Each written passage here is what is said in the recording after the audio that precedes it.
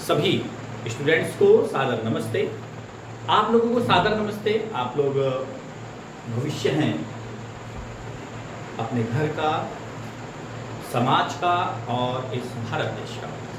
हम लोग dimensional analysis चल रहा है हमारा लगातार। हमने डायमेंशंस को देखा और डायमेंशन सिंबल को देखा। हमने फिजिकल क्वांटिटी को डायमेंशन सिंबल्स में रिप्रेजेंट करने का एक मेथड हमने देखा, MLT में, थीटा में, ए में, और हमने ये रिप्रेजेंट किया। ये एक रिप्रेजेंटेशन है यूनिट्स को रिप्रेजेंट करने का। मैथमेटिक्स में एक ब्रांच है लॉगरिथम। पहले वो क्लास 9 10th में था, बट अभी कुछ सिलेबस में से वो अगर हम देख पाएँ कि यूपी बोर्ड, CBSE बोर्ड दोनों के मैथमेटिक्स में नहीं है, जबकि एक बहुत अच्छी ब्रांच है। बहुत लेंथी क्वेश्चंस जो बहुत हाईएस्ट मल्टीप्लिकेशन के होते हैं वो उससे सॉल्व किए जाते हैं। मैं एलिमेंट्री मैथमेटिक्स की एक वीडियो बनाऊंगा, तब आपको लॉगरिथम के जो एक बेसिक कॉन्सेप्ट्स हैं वो मैं आपको दूंगा, डिफरेंशिएशन और इंटीग्रेशन। जिन बच्चों के पास बायोलॉजी है वो लोग का मैथमेटिक्स का टच हट जाता है, वो भी मैं आपको दूंगा। और क्लास 9 10th में मेरा मानना यह है कि हल्का सा बहुत ही लाइट कॉन्सेप्ट होने चाहिए। डिफरेंशिएशन और इंटीग्रेशन के कैलकुलस है, मैथमेटिक्स की एक ब्रांच है, उसके बारे में बात करेंगे, क्योंकि इनके बिना भी कुछ काम नहीं चल पाता है फिजिक्स में। जो बच्चे 11th से 12th में आए हैं वो समझ पा रहे हैं कि इंटीग्रेशन डिफरेंशिएशन का कितना रोल है। और 11th में भी बहुत सारे डेरिवेशन हैं जो इंटीग्रेशन और डिफरेंशिएशन के बेस पर किए जाते हैं। उस एलिमेंट्री मैथमेटिक्स की एक पूरी वीडियो मैं आपके लिए बनाऊंगा और शेयर करूंगा। Now we have the class 11 the dimensional analysis. Now हम डायमेंशनल एनालिसिस के यूजेस करेंगे। The uses of dimensional analysis. 3 और 4 टाइप्स के यूजेस हैं हमारे डायमेंशन एनालिसिस के।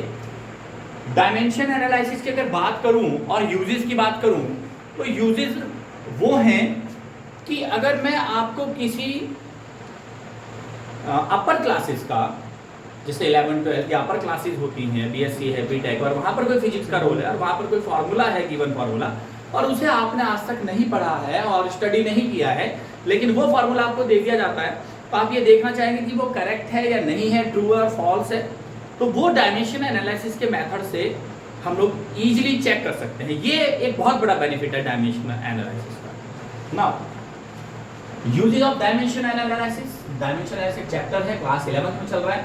फर्स्ट यूज हम इसका करेंगे, मैंने स्टेज डाला है, check the correctness of the equation. हम चेक करेंगे इक्वेशन करेक्ट है या नहीं। कंसिस्टेंसी ऑफ इक्वेशन के नाम से भी ये जाना जाता है। और अगर कोई इक्वेशन दे दी जाती है तो हम चेक करते हैं कि इक्वेशन इज ट्रू और false by the dimensionally method. यहां पर इसी मेथड के अंदर एक छोटी सी स्केच आती है, प्रिंसिपल ऑफ होमोजेनिटी। अगर मैं इसको बोलूं तो समानता का नियम। प्रिंसिपल ऑफ होमोजेनिटी को हम जानेंगे, देन जो आपका check of correctness of equation है बहुत इजी है। क्या है साहब? If you have an equation that is x is equal to y plus z, then dimensionally LHS, that is left hand side, and that is RHS right hand side, dimensionally equal होंगे। that is the principle of homogeneity। LHS की मैं dimension फार्मूले की बात करूं, इस side का मैं डायमेंशन फार्मूला रखता हूं, इस साइड पे कंबाइंड फॉर्म में डायमेंशनल फार्मूला रखता हूँ, y का और z का रखता हूँ, y का डायमेंशन फार्मूला प्लस z का डायमेंशन फार्मूला x के डायमेंशनल फार्मूले के इक्वल आता है। That is the principle of homogeneity. ये अगर ये इक्वल आ जाता है then it is a true, और इक्वल नहीं आता then this equation is false. Now मैं इसको और भी आपको बताता हूँ। सपोज y में z को ऐड किया हुआ, y कोई फिजिकल क्वांटिटी है, z कोई फिजिकल क्वांटिटी है।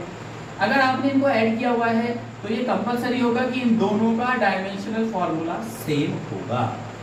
जिनके डायमेंशनल फार्मूले सेम होते हैं, दोज क्वांटिटी में be added and may be subtracted. अगर किसी क्वांटिटी में से कोई ऐड किया जा रहा है या सब्ट्रैक्ट किया जा रहा है तो कंपलसरी उन फिजिकल क्वांटिटीज के डायमेंशनल फार्मूले सेम होते हैं। That is the principle of homogeneity. अब हम इक्वेशन कोई करेंगे तब हमें पता लगेगा। सपोज, मेरी बात आप फिर ध्यान से सुनिएगा। We have two quantities, that is p plus q is equal to r minus s। p का डायमेंशन फार्मूला और q का डायमेंशन फार्मूला सेम है, तब ये ऐड किए गए हैं।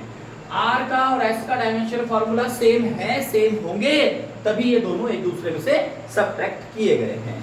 अगर मैं इस इक्वेशन को ऐसे भी लिख सकता हूँ p plus Q minus r minus S, अगर मैं इस पूरी साइड को इधर ले आता हूँ then this is equal to 0, तो इस टर्म का डायमेंशनल फार्मूला इस टर्म के डायमेंशनल फार्मूले के इक्वल होगा 101%, तभी इनको हमने सब्ट्रैक्ट या एडेड किया है। साइड क्या आती है 0 और एक अलग। क्लियर है आप सभी को? अब मैं आपके इक्वेशन हम लोग एग्जांपल करते हैं, बहुत ही बेसिक कंसेप्ट से एग्जांपल करते हैं। आपने क्लास 9th और 10th में इक्वेशन पढ़ा है Newton first equation of motion v is equal to u plus a, ये गिवन इक्वेशन है। क्लास 9th से हम लोग इसको पढ़ते आ रहे हैं, हमने ये पढ़ लिया। डायमेंशनली हम इसको चेक करेंगे that is may B correct और नॉट। अब चूंकि हम लोग इसको पढ़ लेते हैं तो हम ये आइडेंटिफाई कर लेते हैं कि शायद ये सही होगा, होना भी चाहिए, क्योंकि हम लोग स्टार्टिंग से पढ़ के आते हैं। ये हम लोगों ने 9th में पढ़ा हुआ है, इसको एक बार चेक कर लेंगे। फिर हम लोग एक ऐसी इक्वेशन करेंगे जिसके बारे में हम लोग जानते ही नहीं हैं, that is a equation of class 11th और 12th और आगे के जो हमारे जो चैप्टर्स हैं उसमें से हैं। जो चैप्टर अभी 11th में नहीं आता है उससे है, तो वहाँ से भी ये भी चेक कर पाएंगे कि ये करेक्ट है या नहीं है। v is a velocity, last velocity, u is a first velocity, initial velocity, a is a acceleration and t is a time, a is a acceleration, that is a velocity, that is a velocity। अब वो कहते हैं check whether the equation is true or false। v is the last velocity, the dimensional formula of velocity at t minus 1, u is the first velocity, dimensional formula of velocity at t minus 1, a is acceleration, dimensional formula at t minus 2, time is the time का dimension formula t, l t minus 1, l t minus 1 plus minus 2 plus 1 t की power आपको देख पा रहे हैं, l minus 2 plus 1 that is l t minus 1, l t minus 1, l t minus 1, l t minus 1 just double हो जाएंगे 2 l t minus 1। क्या ये इक्वेशन इक्वल है? जी नहीं, ये इक्वेशन इक्वल नहीं है। एल टी माइनस 1 है LHS में और राइट हैंड साइड में 2LT माइनस 1 है, बट हम इसको डायमेंशनली चेक करते हैं। आप ये जान सकते हैं कि डायमेंशनली में 2 इज अ डायमेंशनलेस, मैं शॉर्ट फॉर्म में लिखूंगा DL, 2 is a DL dimensionless. So इसको आप हटा दीजिए साहब, DL है, यहां से हटाइए इसको, LT माइनस 1 दैट इज, फिर क्या रहता है LT माइनस 1 2 डायमेंशनलेस है, हम लोग डायमेंशनली चेक कर रहे हैं, कांस्टेंट है, कोई डायमेंशन नहीं है इसका, that is LT minus 1, LT minus 1, LHS is equal to RHS, that is a equation true। ये इक्वेशन कैसे रहेगी साहब? ट्रू रहेगी, मैंने डायमेंशनली चेक किया है, that is a true. That is the first use of dimension analysis, बहुत अच्छा यूज है, किसी भी फार्मूले को आप चेक कर सकते हैं। Now we have the two more examples to check the correctness of the equation by the dimensionally। First we have the second equation of motion s is equal to ut plus half gt square, और अगर ये under gravity है तो half gt square होता है, under acceleration है, linear acceleration, linear आपकी motion है, then this is becomes s equal to ut plus half at square। now the second example is, मैंने बोर्ड में लाइन ड्रॉ किया है, इधर एक एग्जाम्पल करेंगे, इधर एक एग्जाम्पल करेंगे, s equal to half gt। अब हम ये चेक करना चाह रहे हैं this equation is may be true और false by the dimensional analysis by the uses of dimensional. s is a displacement, सुनिएगा बहुत ध्यान से क्योंकि लिखना होता है तो बड़ा टाइम लगता है, आप लोग यहाँ से नोट कर सकते हैं। s इज अ डिस्प्लेसमेंट और distance, u is the first velocity, t is a time, 1/2 is dimensionless, g is a gravity, gravity का जो डायमेंशन फार्मूला होता है that is equal to acceleration, t is the time। now write the dimensional formula, it is the short form, we can use a short form of df, dimensional formula as a df, मैं इसको use कर रहा हूँ df, dimension formula both side। हम इसका both side का क्या लिखते हैं? Dimension formula. l is the displacement, the dimension formula is l, u velocity lt minus 1, t is a time, that is a t, plus 1/2, it is a dimensionless, no it has not dimension, it has no unit, g is a gravity, acceleration, lt minus 2, time, that is a t square, l is equal t minus t plus गायब हो जाते हैं, l t minus 2 t plus 2 that is l l is equal to l plus 2l। क्या ये equal है? जी नहीं, but हम dimensionally check कर रहे हैं। आप 2 के आगे dl लगाइए, that is a dimensionless, short form में लिखते हैं l is equal to l, that is LHS is equal to RHS। this equation is true। now the second example, s is equal to half gt। check the true or false। s is a displacement or distance, 1/2 dimensionless, g is a acceleration, t is a time, g is a having the dimensional formula, having the unit as a acceleration। s is a displacement, क्या है साहब? Displacement या distance, क्या हो जाएगा? l 1/2 dimensionless, इसका कोई formula नहीं होगा। g का l t माइनस 2 और ये t l l t minus 2 t plus 1 that is a t minus 1। क्या ये इक्वल है?